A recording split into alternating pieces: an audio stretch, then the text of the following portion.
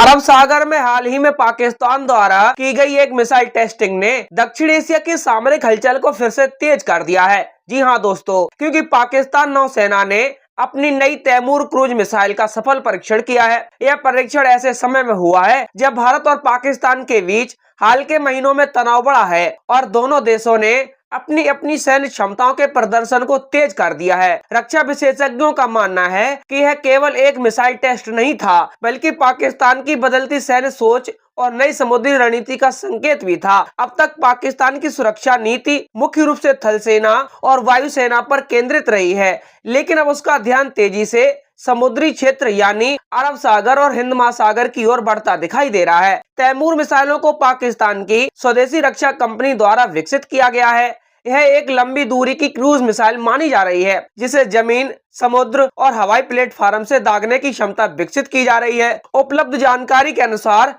इसकी रेंज लगभग 600 किलोमीटर तक हो सकती है और यह बेहद कम ऊंचाई पर उड़ान भरते हुए लक्ष्य तक पहुंचने में सक्षम है। इसकी सबसे बड़ी विशेषता यह है कि यह समुद्र की सतह के बेहद करीब उड़ सकती है, जिससे दुश्मन के रडार के लिए इसे पकड़ना कठिन हो जाता है। पाकिस्तान ने इस परीक्षण को अपनी समुद्री सुरक्षा के लिए एक बड़ी उपलब्धि बताया है। नौसेना के अनुसार मिसाइल ने अपने लक्ष्य को सफलतापूर्वक भेदा और परीक्षण के दौरान सभी तकनीकी मानकों को पूरा किया। लेकिन सवाल यह है कि आखिर पाकिस्तान को इस नई मिसाइल की जरूरत क्यों पड़ी? इसका जवाब पिछले कुछ वर्षों में दक्षिण एशिया के बदलते सैन्य माहौल में छुपा हुआ है। भारत ने लगातार अपनी नौसैनिक शक्ति को मजबूत किया है। भारतीय नौसेना के पास विमान वाहक पोत, आधुनिक विध्वंसक पोत, ब्रह्मोस जैसी सुपरसोनिक मिसाइलें और लंबी दूरी की समुद्री निगरानी क्षमता मौजूद है। ऐसे में पाकिस्तान के सामने चुनौती थी कि वह समुद्र में भारत के बढ़ते प्रभाव का जवाब कैसे दे। यहीं से पाकिस्तान ने तथाकथित सी डैनियल स्ट्रेटेजी यानी समुद्री क्षेत्र में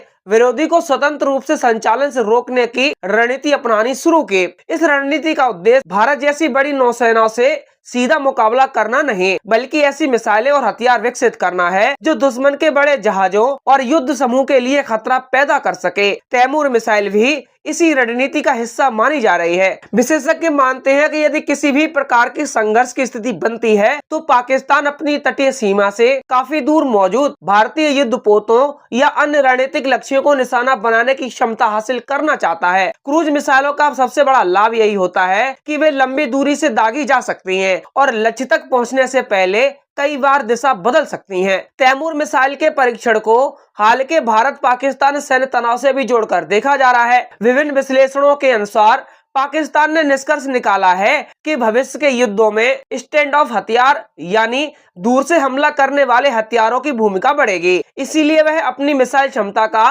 तेजी से विस्तार कर रहा है। दिलचस्प बात यह भी है कि पाकिस्तान केवल तैमूर मिसाइल पर ही निर्भर नहीं है। पिछले कुछ समय में उसने कई अन्य समुद्री मिसाइल कार्यक्रमों पर तेजी से काम किया है। इनमें एंटी शिप बैलिस्टिक मिसाइलें और लंबी दूरी की सटीक प्रहार करने वाली प्रणालियां शामिल हैं। पाकिस्तानी नौसेना के आधुनिकीकरण में चीन की भी भूमिका महत्वपूर्ण है। चीन द्वारा निर्मित टाइप 054A-P फ्रिगेट पाकिस्तानी नौसेना की रीढ़ बनते जा रहे हैं। इन आधुनिक युद्धपोतों में उन्नत रडार, मिसाइल और वायु रक्षा प्रणालियां लगी हुई हैं। पाकिस्तान का युद्धपोत PNS तैमूर भी इसी आधुनिक बेड़े का हिस्सा है। इस श्रेणी के जहाज पाकिस्तान को समुद्र में लंबी दूरी तक संचालन और मिसाइल तैनाती की क्षमता प्रदान करते हैं। विश्लेषकों का मानना है कि पाकिस्तान की नई रणनीति 3 स्तंभों पर आधारित है। पहला, लंबी दूरी की मिसाइलें, और दूसरा, आधुनिक युद्धपोत और नेटवर्क आधारित युद्ध प्रणाली, और तीसरा, अरब सागर में ऐसा सुरक्षा घेरा बनाना जिससे किसी भी संभावित प्रतिद्वंदी की नौसैनिक गतिविधियां प्रभावित हो सके। हालांकि भारत के लिए यह कोई पूरी तरह नई चुनौती नहीं है। भारतीय नौसेना पहले ही बहुस्तरीय वायु एवं मिसाइल रक्षा प्रणाली, आधुनिक रडार नेटवर्क और लंबी दूरी की निगरानी क्षमता का उपयोग करती है। इसके अलावा भारत के पास ब्रह्मोस जैसी तेज गति वाली मिसाइलें हैं जो जवाबी कार्रवाई की क्षमता को मजबूत बनाती हैं। फिर भी तैमूर जैसी मिसाइलें क्षेत्रीय सुरक्षा समीकरणों को जटिल बनाती हैं। क्रूज मिसाइलें आमतौर पर कम ऊंचाई पर उड़ती हैं, इसीलिए उन्हें ट्रैक करना बैलिस्टिक मिसाइलों की तुलना में अधिक कठिन हो सकता है। यही कारण है कि दुनिया की लगभग सभी बड़ी नौसेनाएं अब ऐसे खतरों से निपटने के लिए नई तकनीकों पर काम कर रही हैं। एक अन्य महत्वपूर्ण पहलू यह भी है कि पाकिस्तान की नौसेना अब केवल तटीय रक्षा तक सीमित नहीं रहना चाहती। हाल के वर्षों में उसने अरब सागर में अपने अभ्यास बढ़ाए हैं, नई युद्धपोत शामिल किए हैं और समुद्री व्यापार मार्गों की सुरक्षा पर अधिक ध्यान दिया है। तैमूर मिसाइल परीक्षण इसी व्यापक परिवर्तन का हिस्सा माना जा रहा है। पाकिस्तान यह संदेश देना चाहता है कि भविष्य में किसी भी संभावित संघर्ष में वह केवल जमीन या हवा से नहीं बल्कि समुद्र से भी प्रभावी जवाब देने की क्षमता रखता है। हालांकि वास्तविक सैन्य संतुलन केवल एक मिसाइल से नहीं बदलता।